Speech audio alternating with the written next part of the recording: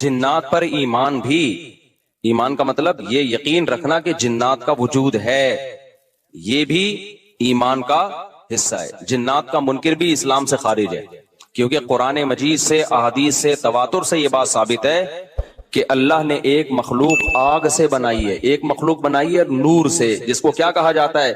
فرشتہ۔ اردو میں، فارسی میں فرشتہ، انگلش میں اینجل، اور عربی میں ملک۔ عربی میں کیا کہتے ہیں؟ ملک، جس کی جمع ملائکہ ہوتے ہیں، ملائکتہ بہت آتا ہے نا قرآن مجید میں۔ تو گورے بھی مانتے ہیں اس کو، کیونکہ یہ تو آسمانی کتابوں سے، تواتر سے ثابت ہے۔ تو اب یہ فرشتہ چونکہ مادی مخلوق نہیں ہے تو ہمیں وہ مخلوق نظر نہیں آتی۔ اب سائنس کا یہ کہنا ہے، سائنس تو یہاں تک، بھئی سائنس مادی چیزوں پہ تحقیق کر سکتی ہے بھائی جان، کچھ چیزیں سائنس کی دسترس سے کیا ہیں؟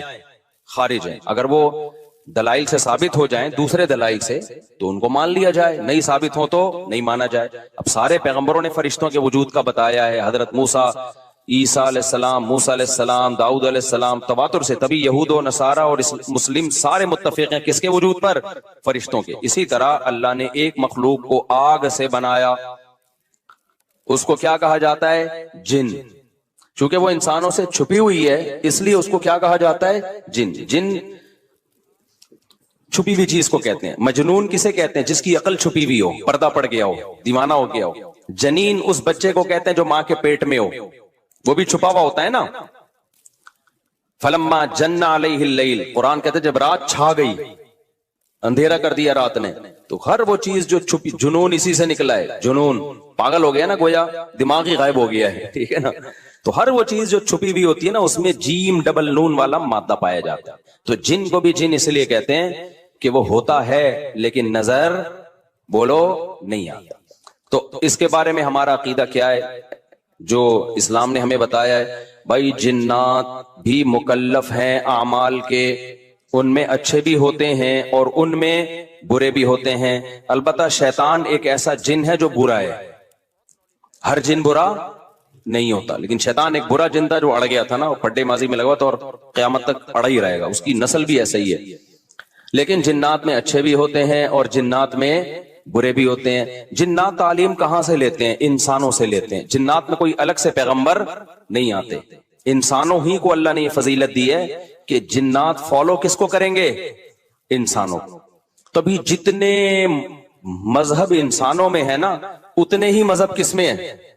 جن اگر میرا بیان سنتے ہیں تو 20 رکعت تراویح کے قائل ہو جاتے ہیں، کسی اہل حدیث کا بیان سنیں گے تو 8 کے قائل ہو جاتے ہیں، جہلم والی سرکار کا بیان سنیں گے تو جنوں کی بیویاں عدالت سے جا کے ان کی عدالتوں سے خلا لے رہی ہوتی ہیں کہ وہ شوہر، جن شوہر دینے پر راضی نہیں ہوتا۔ وہ سارے جھگڑے جو انسانوں میں ہے نا، جن میں ہو سکتا ہے کچھ 4 شادیاں کرتے ہو جو میرا بیان سنتے ہو اور پٹ بھی رہے ہو جنیوں سے، چڑیلوں سے، اور جن میں ایسے بھی ہوں گے جو 1 کے قائل ہوں گے۔ تو جتنے، مجھے نہیں پتا جنات کو 4 کی اجازت ہے کہ 1 کی ہے، یہ کچھ مسائل ہو سکتا ہے جنات کے ہم سے ڈیفرنٹ ہوں، لیکن بہرحال تو حدیث سے ہمیں یہ پتا چلتا ہے بھائی ایک مخلوق ہے جسے کیا کہا جاتا ہے؟ جن کہا جاتا ہے۔ وہ ہے، اس کا وجود ہے، اور چونکہ وہ ہو سکتا ہے یہاں بھی کچھ جنات بیٹھے ہوئے ہوں۔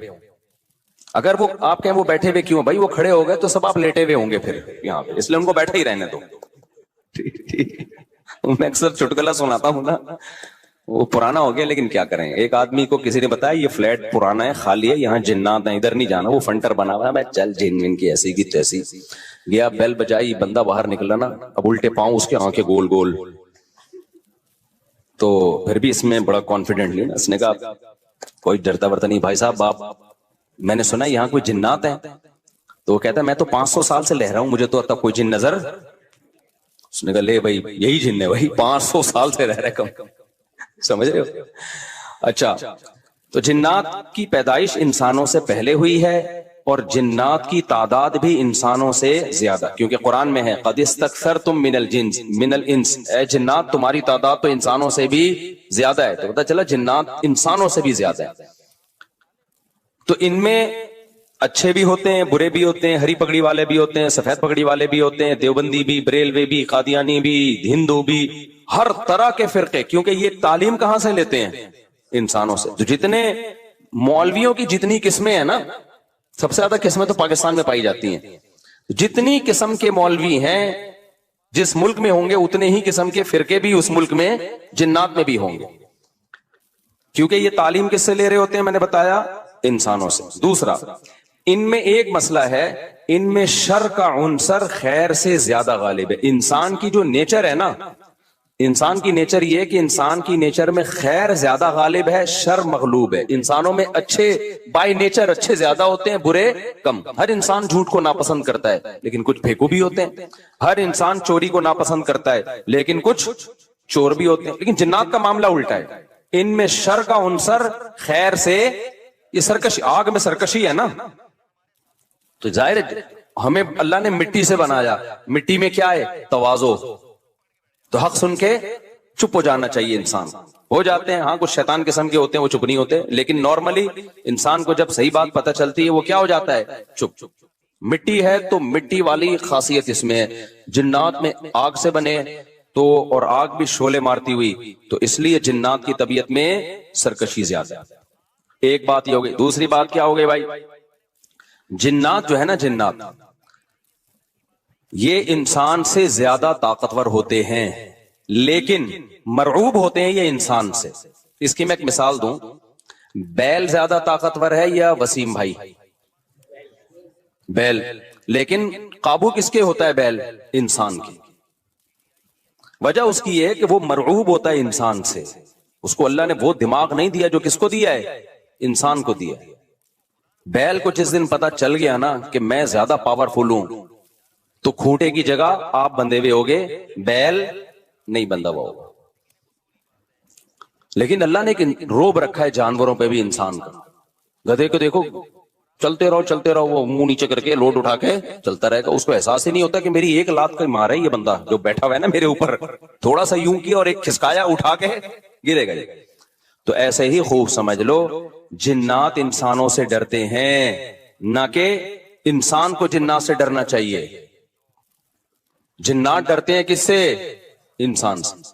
लेकिन हुआ ये कि कुरान से ये बात साबित है। सूरह जिन में अल्लाह ने फरमाया, वन्नहु काना रिजालुम मिनल इंसी यऊज़ूना बिरिजालिम मिनल जिन्नी फज़ादूहुम रहक़ा। जिन्नात इंसान पे सरकश हो गए, शरारतें करने लगे। इधर से बंदा उठा के उधर कर दिया, उधर से उठा के, एक सहाबी को जिन उठा के ले गए थे। हजरत उमर रजी अल्लाह ताला अन्हु के दौर में एक खातून का शौहर गुम गया, तो उसकी बीवी आई हजरत उमर के पास कि मेरा मियां है ही नहीं, पता नहीं कहां गया। हजरत उमर ने 4 साल के बाद ना उस खातून का निकाह फस करा दिया।